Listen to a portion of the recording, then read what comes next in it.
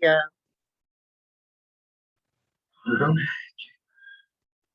Mm-hmm.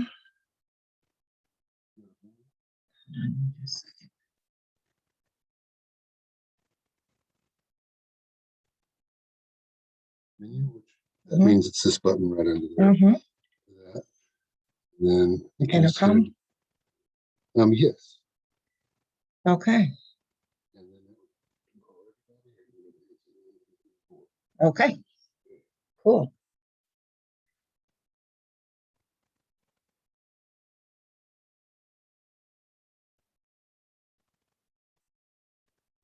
There a minute ago.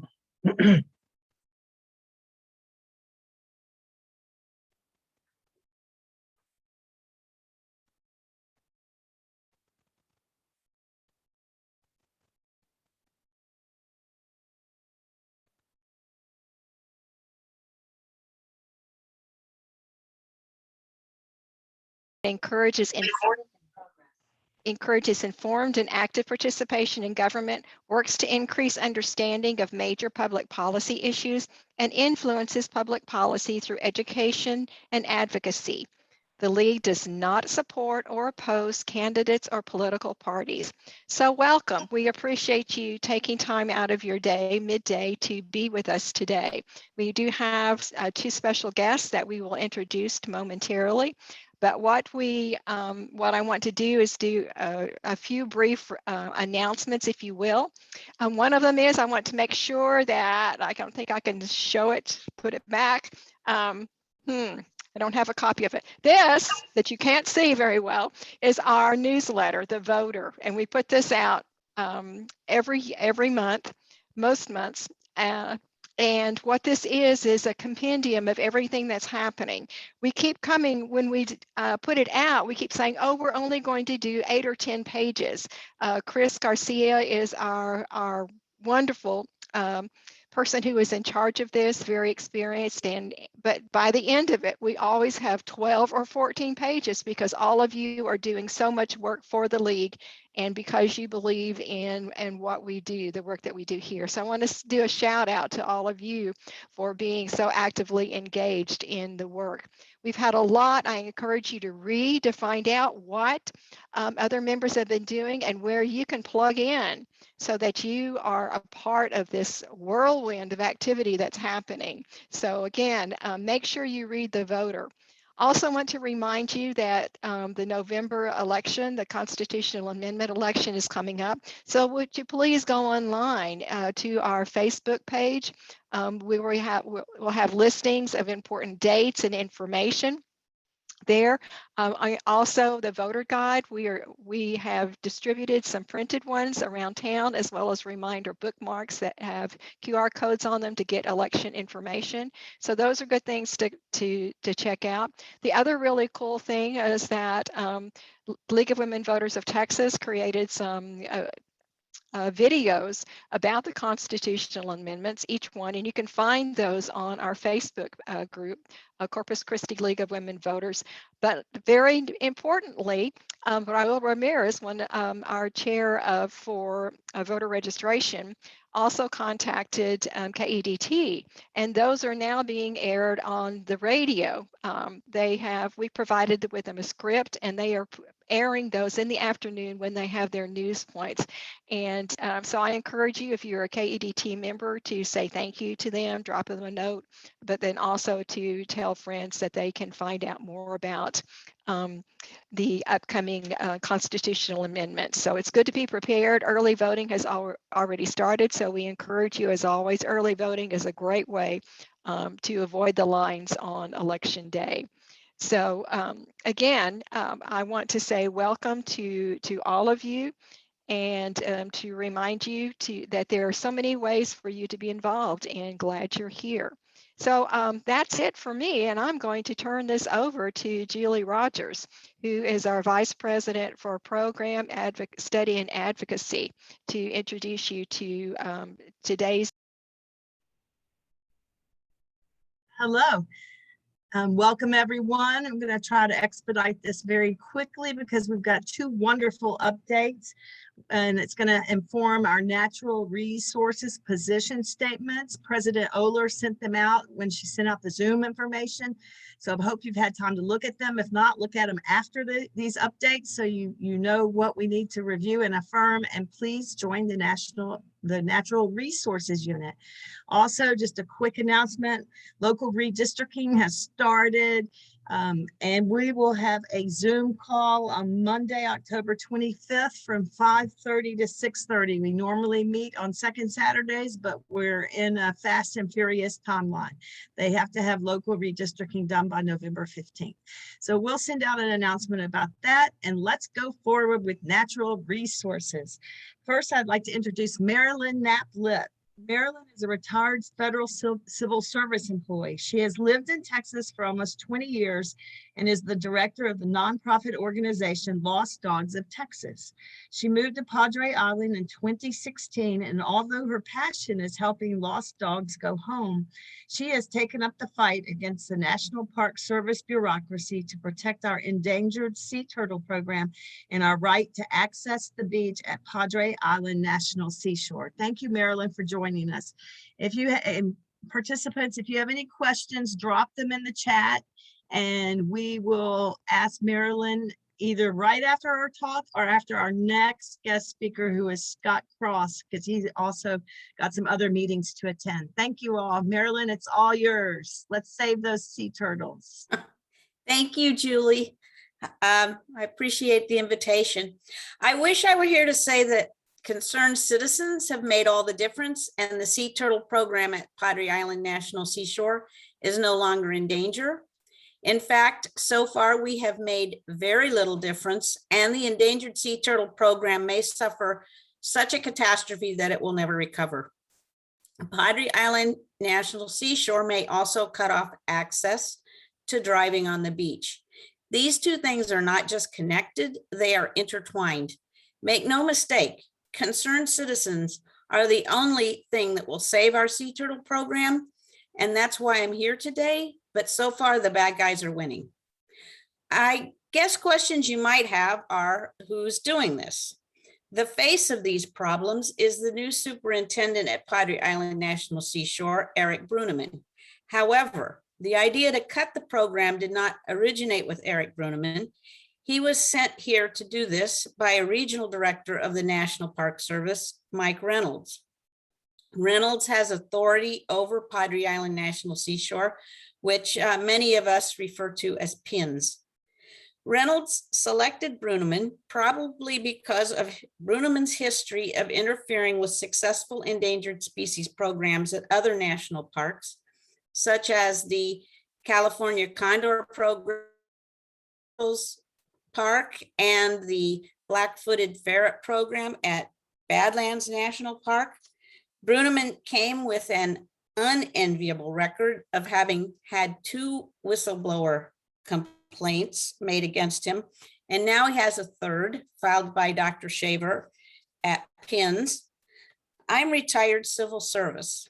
In most agencies, 1 whistleblower complaint would derail your career. It looks as if Bruneman were sent here on purpose to do what he's doing, which is to dismantle the sea turtle program. So what are they doing? They are cutting funding to the sea turtle program by cutting off grant money. Grant money is critical to the program.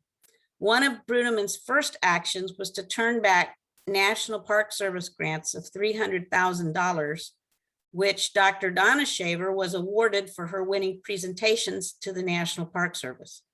Shaver was also told she cannot apply for any more grants. This action guts the turtle program funding, while at the same time, it allows the National Park Service to say they are not cutting funding. There was a recent television news story announcing this as if it were a victory for the sea turtle program. The program is in the exact same position it was over a year ago when the grant money was taken away. The grant money is essential. To keep announcing that the Park Service is not cutting funds to the sea turtle program is misleading. The Park Service would need to radically increase funding to make up for the missing grant money. This allows the National Park Service to look as if they are protecting the program while they are doing the exact opposite. The other equally heinous action they are taking is bullying Dr. Donna Shaver. She's not yet 65, and supervisors at the park have told her to retire. If a supervisor had told me that, that person would have been suspended. It was not allowed at my agency.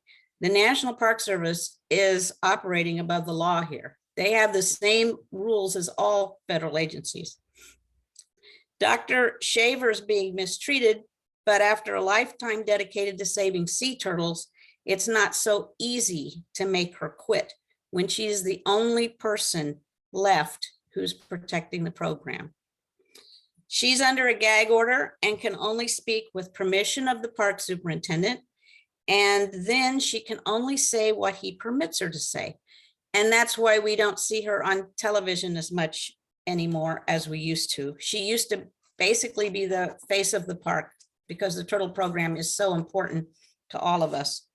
So they've taken away her managerial and administrative responsibilities so that non-scientists are part of the decision-making process.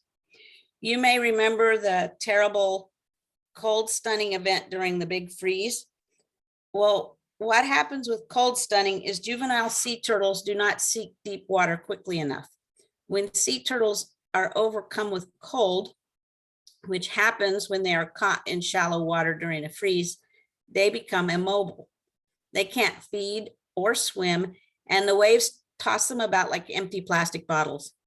Either on shore or in the water, they are helpless to predators or hypothermia.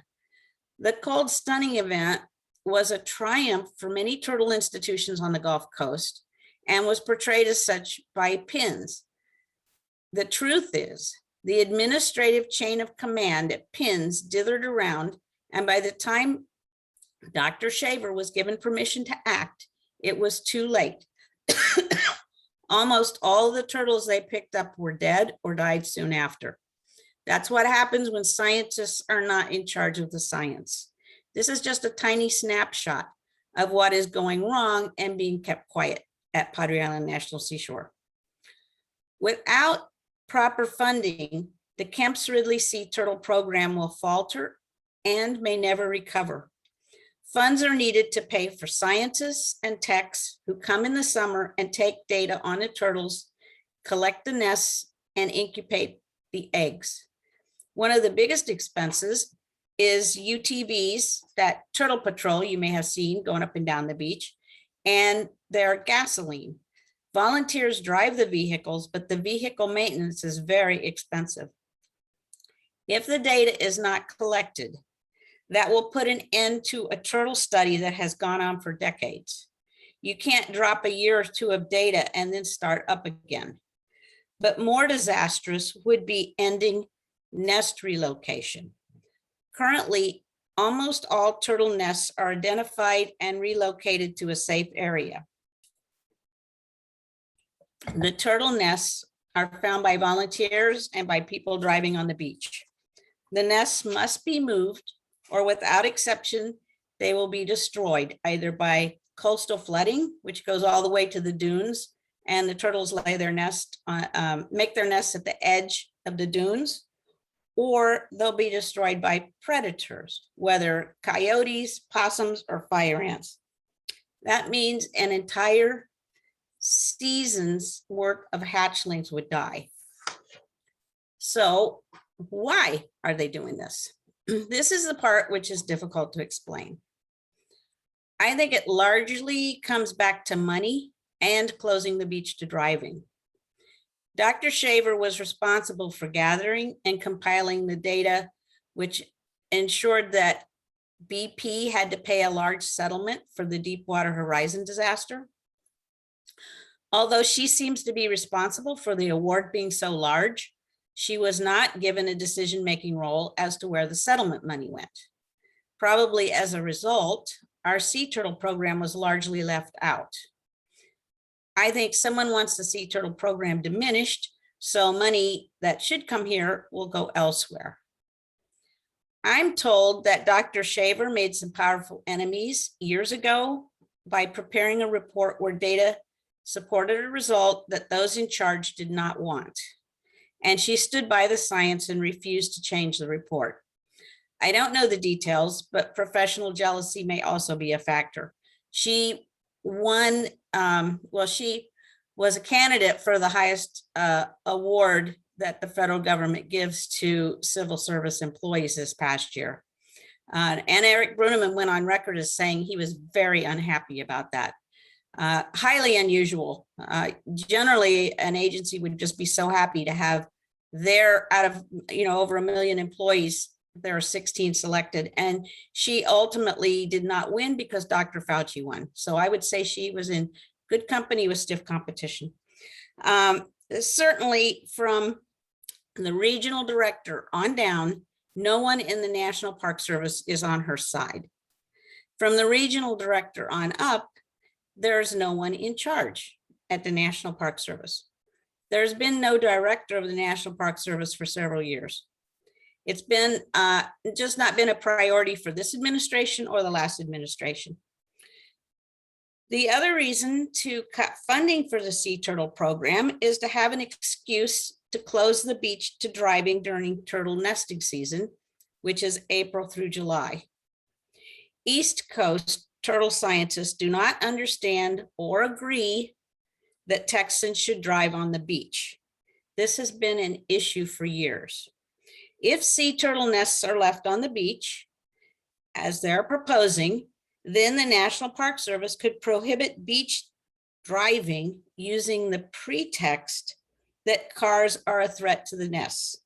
If anything, beach driving has been helpful to turtles because the public is very good at seeing and reporting nesting turtles. Stopping driving would satisfy those scientists in the National Park Service who want to impose uniform rules on totally different species of turtles. They don't allow driving on the beach, so we shouldn't either. That's the thinking. If driving were prohibited by the National Park Service, it would be a violation of Texas state law, the Open Beaches Act. The state would likely not accept that. There could be a lawsuit and perhaps the land would revert to the state. Now, who's to say that the park will remain 60 miles of undeveloped beach if that happens? We have a finite amount of land on Padres Island. So what can we do? I created an online petition that has almost 31,000 signatures. It has helped alert the public across the country and cause reporters to ask Eric Bruneman questions he refuses to answer. Although he's paid by our tax dollars and he decides how to spend funding that comes from our tax dollars, he has refused interviews, or he asks that he be given the questions in advance, which no journalist will do. So you can find the petition at savepadreturtles.com. I also created a Facebook page, Save the Sea Turtles of Padre Island National Seashore. When PINS announced this past summer they were not having any public hatchling releases, some of us went around to island businesses and asked them to post signs protesting that change. Not one business told me no. This did cause the Park Service to schedule a few public releases, but I would expect to have to fight for this again next year. We need to reach one person. The Secretary of the Interior, Deb Haaland. She's in charge of the National Park Service. She may never even have heard of Padre Island National Seashore, but that's not because I haven't written her. We are one of perhaps 500 parks plus other areas that are part of the National Park Service. And as much as we love our park, it's not in the same league as Yellowstone or Yosemite, at least not in their eyes. So here's the sad thing. I have written politicians from the top of the food chain to the bottom, and only the Nueces County Commissioner's Court has taken any action. They are not letting this go, and they discuss it every time they meet publicly. They have online meetings. So I would like to thank them, and I hope I'll be able to thank more politicians in the future. So this is what you can do. Write the Secretary of Interior, Deb Haaland, and ask that the review be withdrawn. All of the changes being made at PINS are contained in a review issued by the superintendent. He's basing all his actions on that review. His authority to do these actions is in that review. We simply need it withdrawn, and that will prevent him from interfering with the turtle program and with driving on the beach. There are currently confirmation hearings to confirm Chuck Sams as the director of the National Park Service. Should that happen, and I hope it will, he should be contacted right away. Maybe I would contact them both, but he would be perhaps even more key. So thank you for allowing me the privilege of speaking to you. I've been a fan of the League of Women Voters for decades, and now I'm your newest member.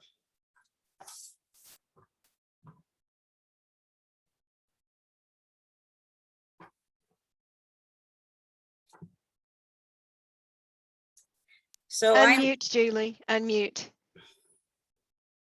Uh-oh, I could be one of those sitcom things. I dropped the Interior Secretary of Interior, Deb Haaland's contact info in the chat, and also a link to your petition. And Marilyn tells me when we sign the petition, periodically, it's a change.org, and they send her updates on numbers, and they also send those to Secretary Haaland as well. So that's very good. It's 11:53, and we have Scott Cross here. He has a meeting, so he's like in between meetings. And I think just to respect his time, if it's okay, Marilyn, can we go ahead and we'll get Scott, and then people could ask questions, all right? Yeah, That's I'm great. here, and I can see y'all. Can y'all see me? We can, although Okay. you're mislabeled as Julie Rogers, but if I had to be someone else, I am honored to be Scott Cross. Okay. So I'm gonna share my screen. Can you allow me to share my screen so I can run through this PowerPoint? Yeah, let me introduce you real quick. I Okay. hope people know who you are. Scott is the director of the Nueces County Coastal Parks, and he grew up in Fort Worth. He served 6 years as a Navy combat corpsman with the Marines. He went to North Carolina State University for 3 years and then 7 years at Texas A&M University. And he has been with Nueces County since 2009. So we are so lucky and honored to have you here, Scott. Okay. So I'm gonna get started. You tell me when I can share my screen. It's all yours. Okay. Let's see here. Hang on a second. I'm trying to. I have got a PowerPoint. Okay, I hit share content. Let me finally. I'm sorry. This is new to me. I don't use Zoom very much. Photos, Dropbox, Microsoft. You're good.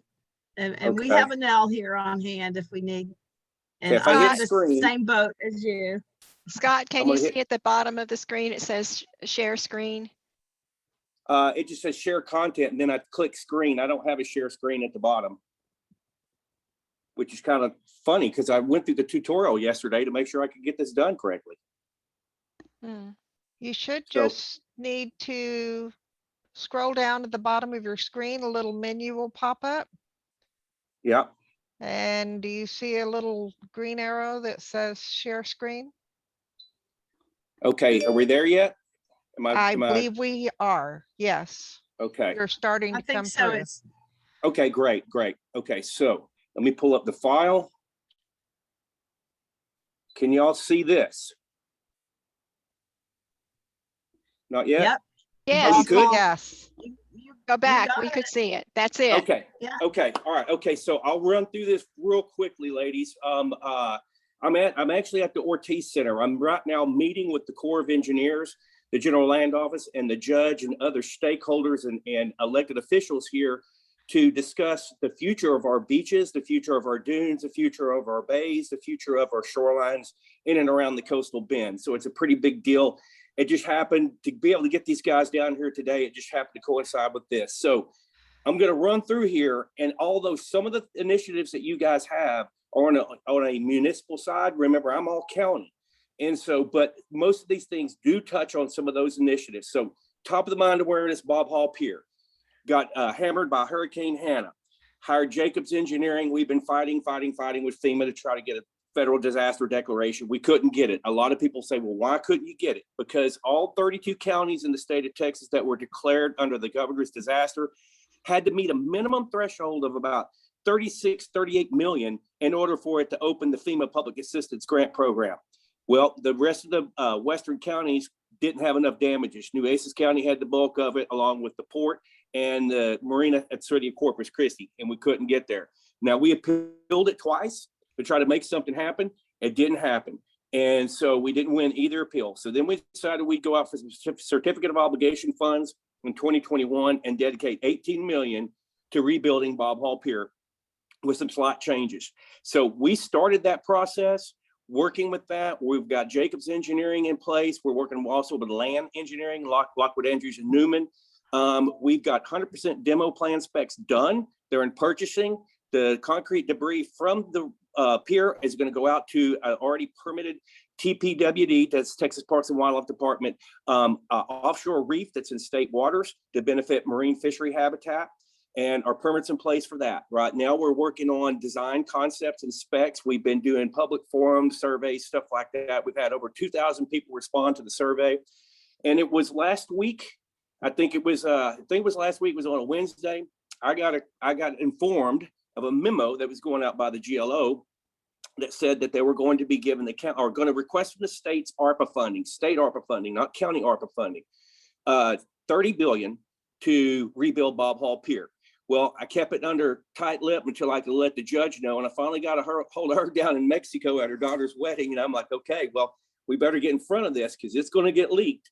And sure enough, it did. It got leaked by that Friday before she could get a press release out. But no harm, no foul. That still has to be approved by our legislatures.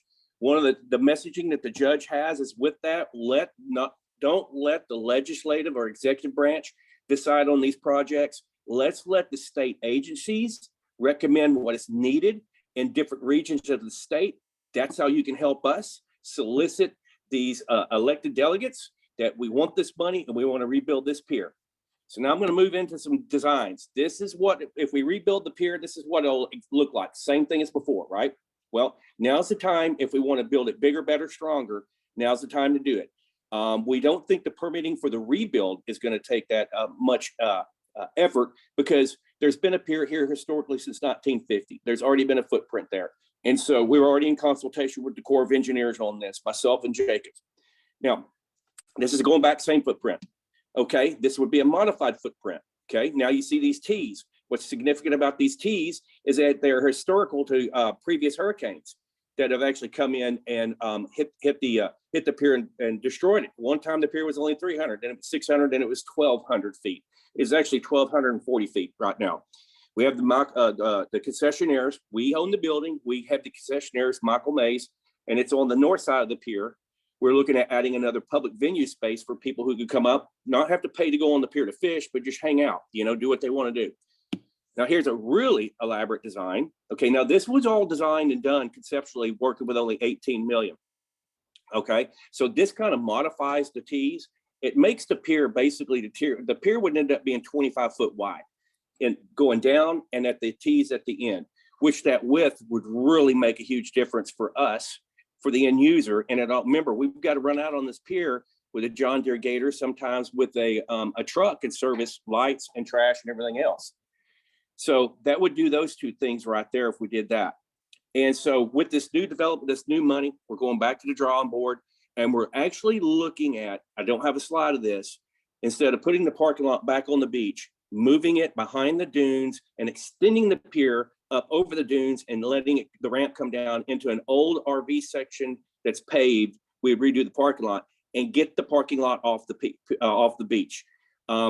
There's a lot of people on the fence on that, but the GLO is really pushing back under the Texas Administrative Code on us rebuilding that parking lot out there. And I will tell you, realistically, to keep the sand off the parking lot every time we have a high tide or anything like that, it is a lot of maintenance. It will reduce a lot of maintenance costs. Okay, we're changing gears here. All right, this is the location of where that reef is going to be that we're going to place on the demo pier material. And so it's about 11.8 nautical miles from the end of Bob Hall Pier, but it's only 8 miles off the coastline if you ran due east and west. So I'm really happy to be partnering with Texas Parks and Wildlife on this project. It's really, really neat. Okay, here we go. So Packery Channel Nature Park. This is that little park that we have that's in between the Packery Channel neighborhood. There's a Chris's Fawns facility that's on the left-hand side of the road as you go across the Intercoastal Waterway, or right-hand side as you're going back into town. It's called Packery Channel Nature Park. We've been working on this park for several years. We got, I think it was, let's see, about $600,000 in grant money that we put in to reestablish what we call neotropical migratory bird habitat. Those are your tanagers, your buntings, those kind of songbirds that migrate through here in the spring and in the fall. We recognized many, many years ago that we were losing a lot of Oakmont habitat.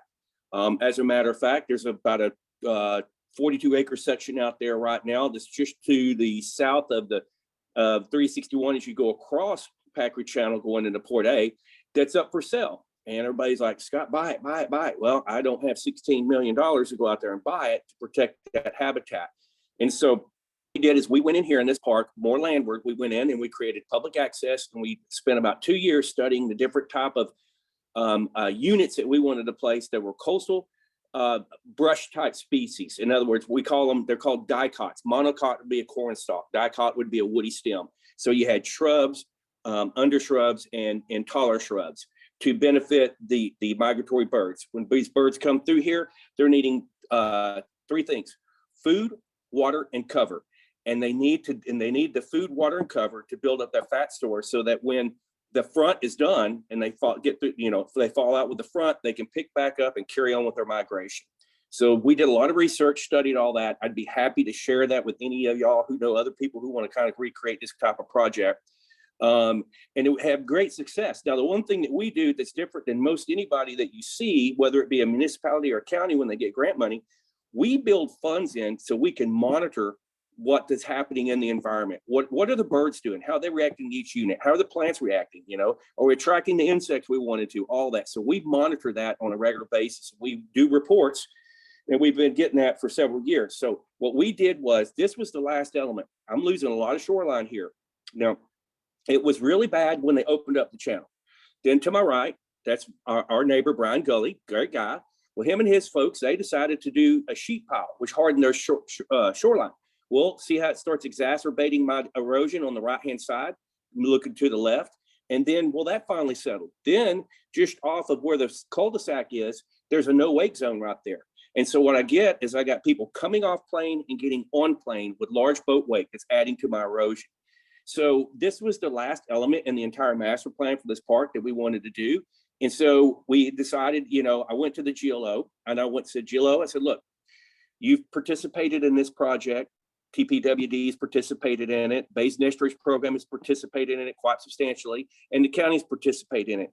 I don't have any more money to throw at it. I want to use some of your GOMESA money, Gulf of Mexico Energy Security Act monies that come from royalties for OCS, Outer Continental Shelf drilling out there, and I want to fix this problem. So we submitted what's called a Project of Special Merit grant, and we submitted 3 phases. Here's the Cadillac phase, and here's the silver phase, here's the bronze phase.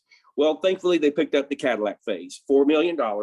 And actually, as soon as we're done with our coastal boundary survey that we have to execute the grant, we'll be able to get this project going immediately. And the thing about this is that it's creating public access, because there are a lot of people who love to fish for black drum off the shoreline. At the same time, stopping the erosion and allowing us to rebuild the marsh behind those breakwaters so we can recapture some of the land that got eroded. Okay, observation deck in Bob Hall Pier, up at Horace Caldwell Pier. This is a really interesting project to separate the nexus that we had with the observation deck at Bob Hall. You might have seen some stuff in the media. Most of what they were reporting was not correct.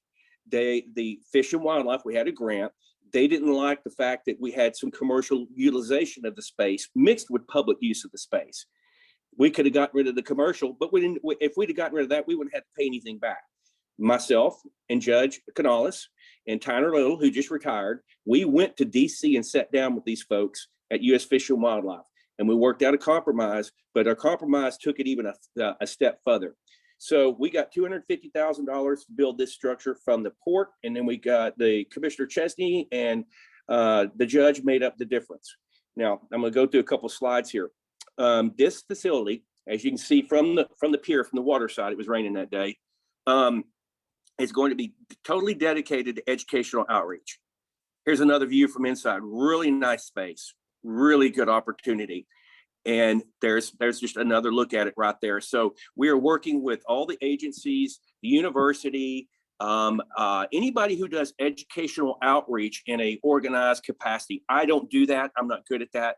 Ida, our county librarian, has been exceptional about helping me along the way about, okay, what kind of bells and whistles do we want in here? You know, that educators, when they come, they've got their own little box of tricks, but what else do they need to support that effort in there? Ida's gone so far as to develop a monthly curriculum that she can teach out there on an annual basis. We're working with the Port Aransas Historical Association to be able to display in here how the jetties were built.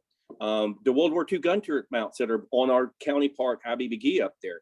And then Megan Jones, who's my natural resource manager, is working on permits that we have to have in order to display, you know, like turtle shells for threatened and endangered species. We're looking at an articulated dolphin skeleton that we can hang from the roof, you know, those kind of things. So in other words, when we're done with construction, which will be at the end of December, this will function as a mini Museum of Science and Natural History, and we will man it and operate it only certain times of the day because we're going to have too much nice stuff in here just to let the public go through there all on their own. So it'll be monitored, and you'll have an interpreter, an ombudsman kind of a thing in there. And I'm working with Ida at the library to staff that. That's another thing. There's another couple pictures there. Okay, this is really neat. I know this is up in the Port Aransas area, but this is at the back of Abbey McGee. Now, that footprint at the bottom of Abbey McGee, the RV park, doesn't look anything like that anymore. We recovered that after Harvey. This is where we got really hit bad by Harvey up there. So this is using some of my GOMESA monies, not the state, but the money I get as a county, Gulf of Mexico Energy Security Act monies. And so there's a wetland pond back there that got silted in after Harvey, and it had some impacts from 15, 16 floods. And so we want to fix the pond. And I wanted to take it a step further. I now wanted to create riparian habitat. That's that upper story habitat around a wetland, again, for these neo-migratory tropical birds. Fix the outfall that runs to the jetty and build public access, okay? Well, that's phase one. And this is where you see phase two incorporated in, right?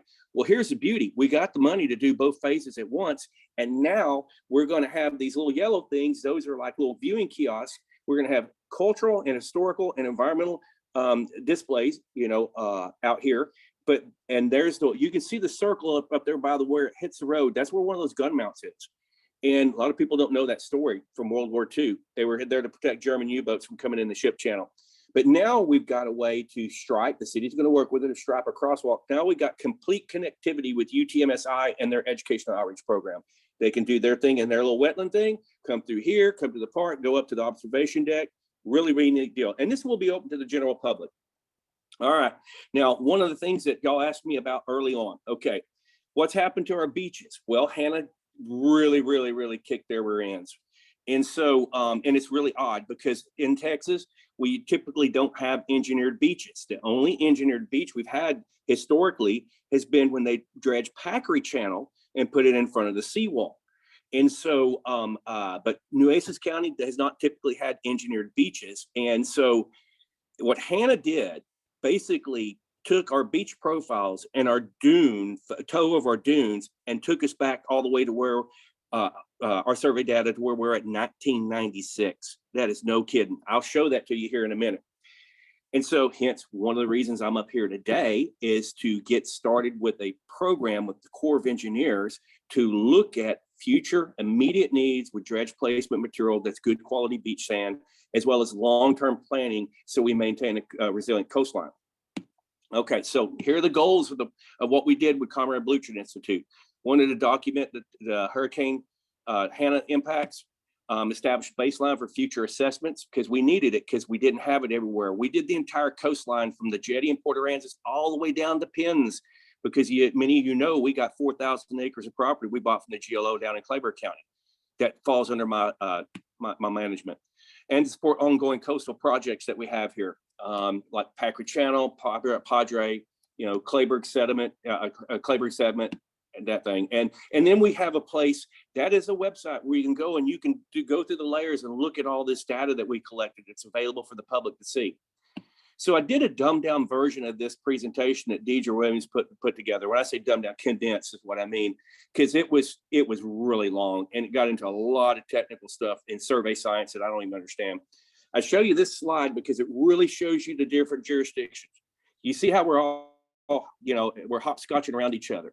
I wished it wasn't that way. When I came on board in 2009, I attempted outside of the city of Port Aransas because they have their own jurisdiction. I attempted to try to fix that and I ruffled a lot of feathers, so I backed off because it didn't make any sense to keep jumping over each other. It's not an efficient way to run government, but anyhow, so that was that. Now, if you look at this, these are different sails that influence our beach. Okay, so the sail number 3, it's controlled by the South Jetty and Port Aransas and the North Fish Pass Jetty. Sail number 2 is controlled by the South Fish Pass Jetty and North Packery Jetty, and then Packery Jetty South controls everything in sail number 1, which runs all the way down to Penns, Padres Island National Seashore. So this shows you the dominant sediment transportation. I think this one's in the winter. That changes in the summer. That flow goes the opposite direction. Now, this is really important. So you think, okay, well, what did HANA do to our beaches and stuff last year? Well, it just wasn't HANA. Look at this line that says MHW. It's called mean high water line, where the 0 is, okay? Now, you look at the water levels for HANA, Laura, Sally, Beta, and Delta, and you take basically from HANA, which was in July, I think July 25th, somewhere like that. And you look and see how long that water was high above the mean high water line. Above the mean high water line. I'm not talking mean tide. I'm talking mean high water line for all those months, just eating away at our beach, changing the profile, eating away at our dunes. It just was consistent. I've never seen anything like that before since I've been here. But, so the county spent, I think it was around just under $300,000, with some 19 CO monies to go with Conrad Bluchard Institute and go out there and collect all this data to bridge some of these data gaps, to get baseline material to see, okay, what's really going on with our coastline, because we need to have a resilient coastline. The profile of your beach, that slope from greater to lesser, that's really your first defense in storm surge. It slows the water down as it gets to the dune. And so, and it's such a dynamic environment. You need to stay on top of it. State typically requires you do it once every 5 years or post a meteorological event. I don't think that's good enough. I want to do more, but I understand we have cost constraints and we do what we can, but it's always changing. So it's good to stay on top of that. Now, here's for most of you who don't understand how the beach system works. I thought these were pretty good slides to show you. Okay, Barry Island key features. Okay, there's your dune. There's your dune toe. That's basically where the line of vegetation is that you hear me talk about. This is your berm. This is what you drive, and this is what you walk on. This is what you park on. This is your berm crest where it transitions into the water. This is our near shore. These are where your sandbars are, first, second, third sandbar. And this is depth of closure. Once you get to depth of closure, then you're not having any more influence from the near shore sediment transportation up onto the dune or up onto the berm, then onto the dune. Here's another good look at it. Okay, you've got all those benchmarks there. These are the lines that we work in. 1,000-foot dune protection line, mean high water line. Some of your talking points were about making sure we protect our dunes, we protect our beaches. These are very heavily monitored and permitted by Nueces County. Nueces County is the one who holds the dune permitting authority, not the city of Corpus Christi. It's Nueces County. A lot of people get that confused. That's the line of vegetation. So essentially, we measure 1,000 foot from the mean high tide line, and then from the line of vegetation outward towards the water, that's all considered open beaches. You may own the property behind it. And your deed may say you own out to the mean high water line, but under the Open Beaches Act, you can't block it off. The public has access on the berm there all the way up to the line of vegetation. Now, this is really critical one, 350 foot building setback. That 350 right there says, okay, if you're going to build out here on the island, all right, anything between the 350 and the 1,000 foot, we've got a vet, we've got a permit, and we got to make sure that you do anything, any disturbance you have, you mitigate for. But if you have room to set back and you're not going to build inside the 350, we're going to make you move out of there. There is times when some of these developments out there, you know, you may have the property at the very end of the cul-de-sac, the most eastward end of the property. Well, all of a sudden the Hannah comes through. What's it do? It eats up the dune. Now the line of vegetation has moved 50 feet back. What's that do to the 350? It moves it back over here to the west. So, but you're on a cul-de-sac, your roads are in, your infrastructure's in. We may have to give you an exemption because you don't have the availability setback. You got a road you'd have to put your house in. And at that point, you got to work with them because you don't want it to seem like it's a taking, you know, eminent domain kind of thing. And so this gives you an idea of the extensive amount of survey work we did up and down this beach, just because all the way to pins. We did transects as surveys. We were looking at where the erosion is, where it's berm, no dune present, berm only, dune only, berm and dune. You know, what kind of erosion were we getting up and down as a result of the storm season in 2020? Now you'll notice up here in Port Aransas, next to that jetty, that is typically an accreting beach. And I show you part of this because it's still part of Nueces County, even though it's a city of Port Aransas. Now here's an example of what happens. Okay, you have your event, you get erosion. See where it's taking it from the berm to the deposition area or the nearshore area. Okay, sand enters near shore. This is how this works. All right, it gets out there, and if it goes out past the depth of the closure, then we're not going to see any benefit from it. Okay, then you come over here. This happens in days. Now, where are you going to recover? Okay, this is the action that comes from the near shore, gets placed on the berm, then it ends up on the dune as wind transports it. Okay, this takes years. This whole cycle to the left, based on studies we've done after Ike and Hannah and previous storms, this whole process in a perfect world could take up to 11 years to complete itself. So we need a little help. Mother Nature needs a little help. And so that's what we're going to try to do, is get her a little help. This is my last slide here. Look at the black line, baseline pre-Packery. That's before Packery Channel was opened up. Okay. Look at your mean high water line, and look at where the black is right there. This is 1996. Now compared to the fuchsia 2020 post storm, we're almost all the way back to 1996.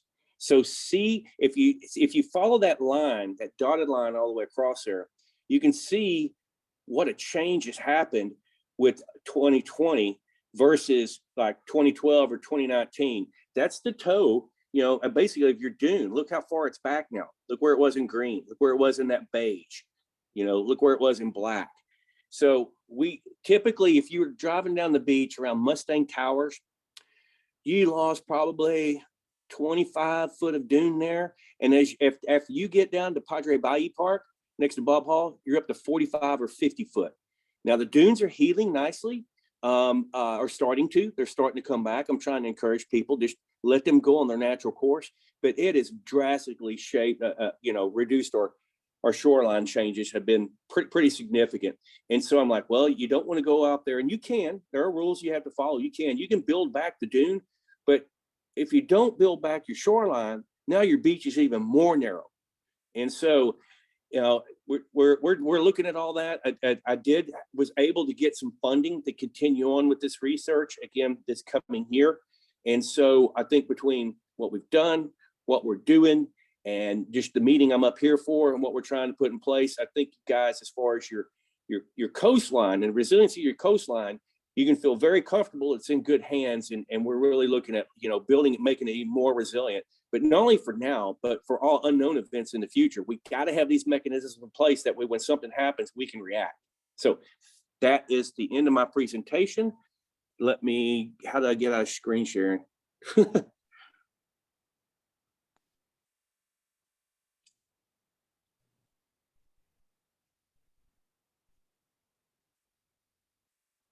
Okay, I'm done, I think. Okay, I think you're still, Okay. Stop video. How about that? Nope, that's me. no, Oh, I got it. There it is, right there. okay. Yay, Yay, thank you did so much. well. Wow, that was great. And Catherine's gonna facilitate the question and answers. All right, if you have questions, you can put them either in the Q&A or the chat. We already have one in the Q&A, and this is a question. Does the Padres Island National Seashore have any Texas legislative supporters? So either you, Scott, or Marilyn, could you answer that question? You're talking about legislatures that support the seashore? Texas legislative supporters, our elected officials. Yeah. I don't know. I do know we've taken this item seriously over here at the county, and I've been involved with this going back several years, knowing that this was coming, but I tried to stay out of the personal conflict side of it and stay on the program side of it, because I thought that was important. Let's deal with the program. Don't drag me into the personal conflict issue part of it. And so I know that Hunter's aware of what's going on down there. And I know that Cornyn's office has been reached out to along with McLeod's, but I don't know what they're doing. And the lady who was presenting it, she's exactly right. That's exactly what's happening down there. And I get that straight from my agency partners.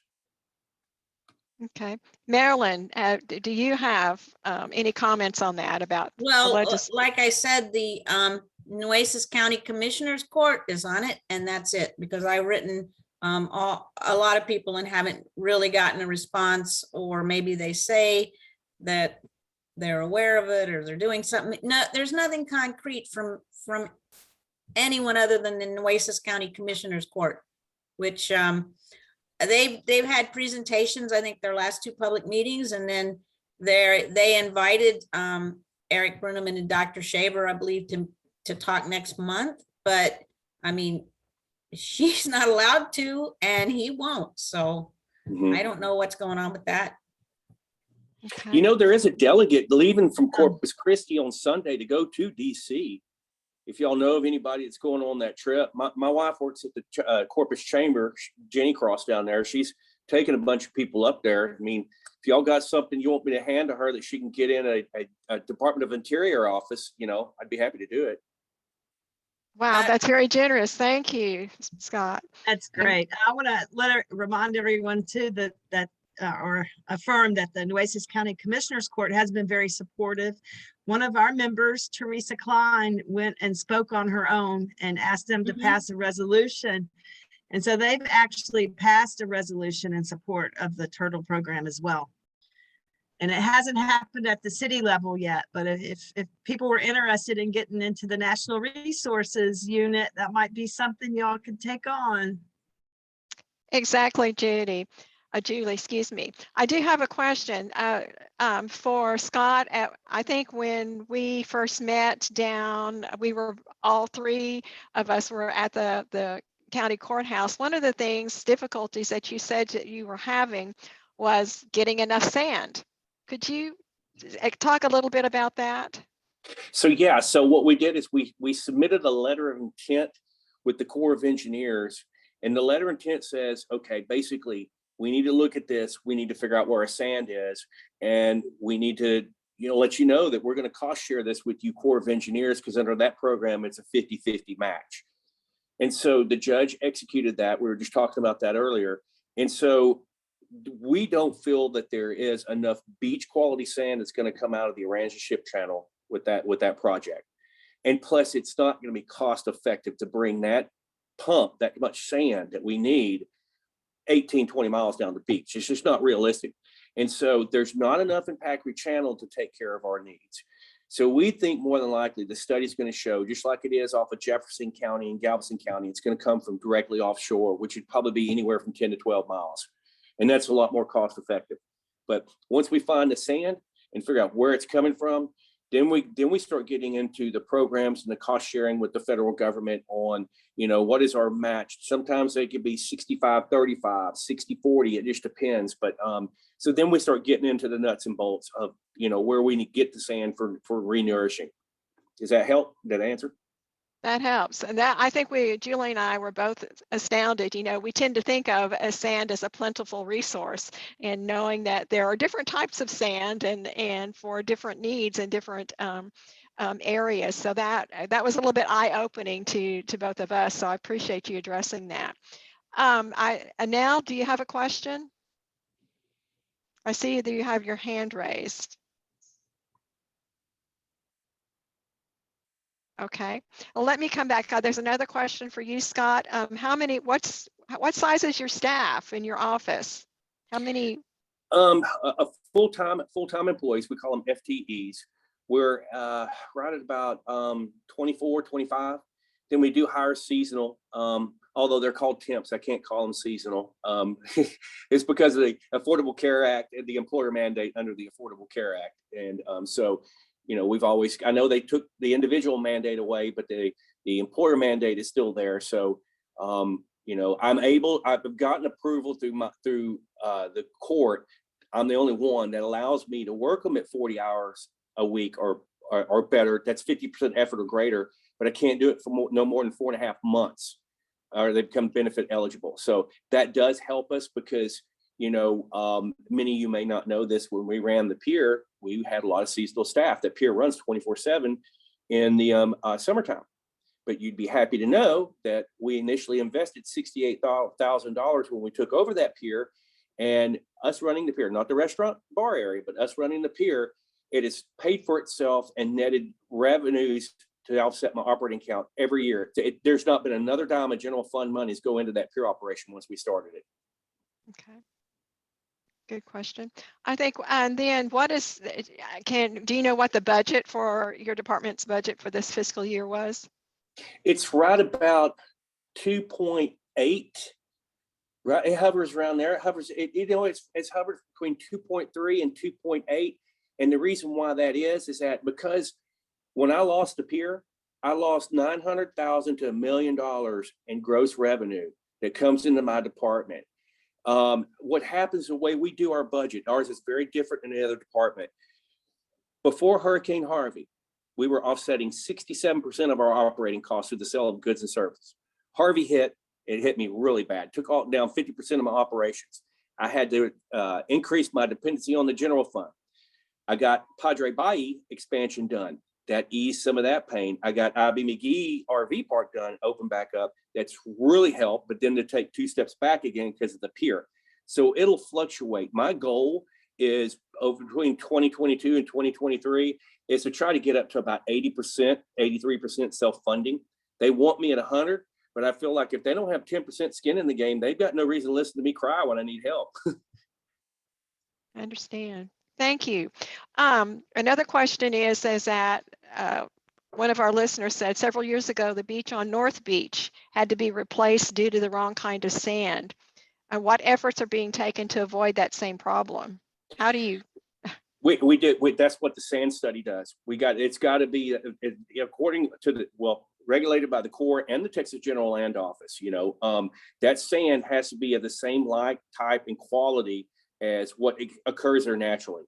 So that's why we got to do the study so we see where we can find that. And I heard about that. I don't know how somebody messed that up. Okay, thank you. Marilyn, you had a question. Do you want to ask that question? Well, I was going to say first that I thought moving the parking lot was a good idea because cars used to flood there during high tide. And my neighbor's car was actually ruined when he was parked there to go to Michael Mays. And I started parking on the far side of that parking lot. But what I'm wondering is, I hear people talking about maybe Michael Mays could open up earlier before the completion of the project, and people are talking about that. So I'm wondering, is that possible? Yeah, if what we would do is we'd start with that ramp section back in the old RV park, and we'd build out to where the restaurant bar area would live, and that could get opened up while we're still building the rest of the pier.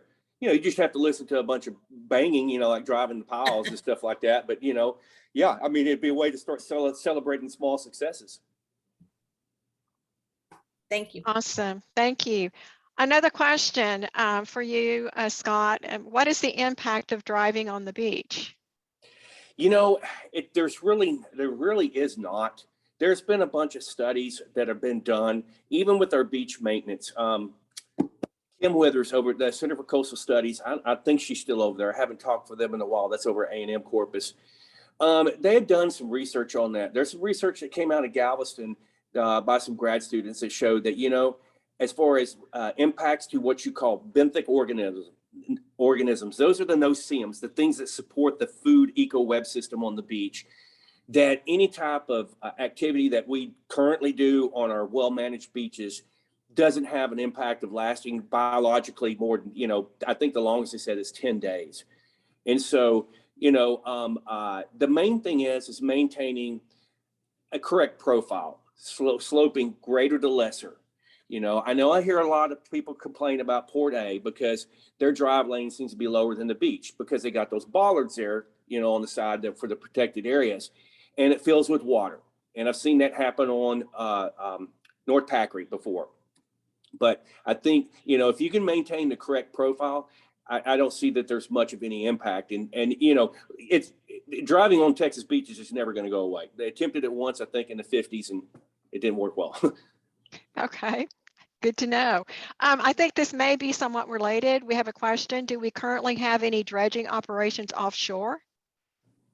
No, the only one they had recently was the Corps, where they were dredging out in front of the ferries, where the Lydian, the Aransas Pass and the Corpus Ship Channel come together there in Port A, kind of the entrance there. And they placed that right offshore in an offshore placement location. They were just talking about that today, the quantity up there. They said it's good beach quality.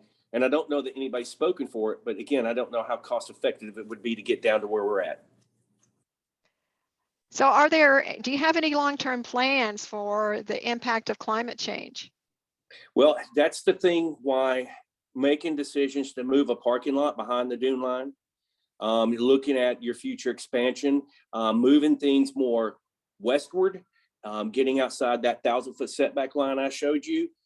Because, I mean, if you look, we have the strongest dune protection standards anywhere on the Texas coast. It's funny. I've spent a lot of time traveling and visiting my other coastal partners in Louisiana, Mississippi, Alabama, and Florida, just down to about the Panhandle or Panama Beach. I've not gone further south than that on the Gulf side, but whether it's Rita, whether it's Katrina, whatever, down in Biloxi, I mean, they're going right back where they were before. They're just as vulnerable as they were before those storms. And you look at the size of our dunes. I know many of people have seen them. I mean, you got 30, 40-foot dunes. Some of them are freaking almost 100-foot wide. I mean, we have a very healthy dune protection program, which I think that is one of our reasons for long-term planning for climate change, sea level rise. And we're starting to see a lot more inundation frequencies, what I call nuisance flooding. One of the big pushes that I'm trying to get now, and I don't know where to go with it, is that I would like to see us build some kind of research facility on Bob Hall Pier that all the universities could use to further coastal studies. You're not going to believe this when I tell you this. There is not a single research facility in the Gulf of Mexico in any of our Gulf states. There's one in Duck, North Carolina, Outer Banks. There's one on the West Coast. There's not a single one in the Gulf of Mexico. And so I got a letter from Conrad Bluchard Institute, and I sent it to the judge yesterday. I said, hey, why don't we pioneer the first one? You know, give these universities an opportunity to further their research out there over the ocean, configure the pier to where it can be done, you know. That's awesome, Scott. As you know, the purpose for having both of you speak today is that we're reviewing our position statements or updating them, you know, seeing if they are still valid, if there are updates we need to make. And just what you've said is very encouraging and something that could possibly, fit in with what we're doing with those position statements so that we can do advocacy on these issues. So thank you both. This is just really interesting. There's another one. Are there frequent requests for exemption from sand dune protections in order to build? Not frequently. We get them sometimes, and it's because they could not set back because there's been a change in the LOV and it's already a plotted develop with infrastructure road. But if there's nothing behind them, we make them set back, you know. But I will tell you this, as far as permit requests in general, holy cow, they are through the roof right there, right now on the island. And regardless of supply chain issues and inflation, we're getting inundated with Dune permit application requests right now. I think we saw that at the Commissioners Court meeting that we were just at, that there was one for a chapel structure and walkover on State Highway 361. And I don't think we stuck around to hear the conversation for that, but that really certainly caught our eye, knowing that you were coming to speak with us today. Are there any other questions? I think we've gone through our questions here in the chat. I want to make sure everyone's had a chance to chime in. Okay, well, Marilyn. Yes. Remind us once again what we can do to, what we would need to say in terms of relooking at our position statement on this. Anything that you would add to that or suggest that we follow up on? When I looked at the position statement, it didn't directly address the national park. I think sometimes people just say, oh, well, that's federal, we can't do anything. So I think it would be good if you just acknowledged in that position statement that you have federal partners on the island that you want to work with and, keep an eye on, because who would have thought that the National Park Service would want to come in and destroy their own endangered species program? It's just incredible. So seems you have to watch everybody. Thank you, Marilyn. Scott, and you, I don't know if you've had a chance to look at our position statements, but yes. Anything that you would add to that or, suggest to us that we could follow up on? Short term, look at, letters, soliciting letters of support or letters of commitment for the state's ARPA funding for the pier, that 30 million. And in those letters of support, encourage the executive and legislative branch to let those state agencies representing us make the project decisions. That'd be short term. Long term, I think we need to look at working with the Corps of Engineers to identify sand sources to address storm surge or storm impacts to maintain a resilient coastal infrastructure. All right. We have one more question here. I think this is directed more to the League. And it says, is the League of Women Voters planning to write a position statement about desalination and its potential impact on our bay environment and community? I guess both of you, are there any things that you would add to a desalination conversation? Marilyn, Scott? Not, I wouldn't, because I don't, I've heard the pros and cons, but it's like anything else, trust but verify. And so I've not been able to get in and really read more about it. And because at one point I thought the port was going to do one on Harbor Island. That seems to have gone away. I haven't been following that. I don't know,